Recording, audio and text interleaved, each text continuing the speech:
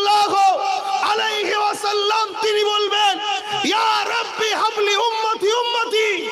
এবং যখন আল্লাহ জিবরাইলকে বলবে জিবরাইল জাহান্নামকে নিয়ে এসে আমার আরশের পাশে বাঁধো, জাহান্নাম লম্বা লম্বা জিভ বার করে গুনাহগারদের ধরতে যাবে, তোমাকে আমাকে ধরতে যাবে।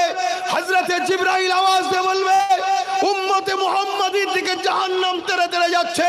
আরে কামলিওয়ালা, নূরওয়ালা, সাফাতওয়ালা, মিরাজওয়ালা হাবিবুল্লাহ আল্লাহর আরশ থেকে নেমে আসবে, এসে মাকামে মাহমুদের সিজদায় পড়ে গিয়ে চোখের পানি ফেলে কাঁদবে আর বলবে ইয়া রাব্বি হাবলি উম্মতি। এত তারিফ প্রশংসা আল্লাহর করবে, আল্লাহ খুশি হয়ে যে বলবে হাবিব আজ তো সেই দিন, ওয়ালা সাওফা ইউতিকা রাব্বুকা ফাতারদা, আজ আপনার দোয়া কবুলের দিন। কি চান বলেন? রাসূল বলবেন আল্লাহ জাহান্নামকে সরিয়ে দেন, আমার একটা উম্মত যেন জাহান্নামী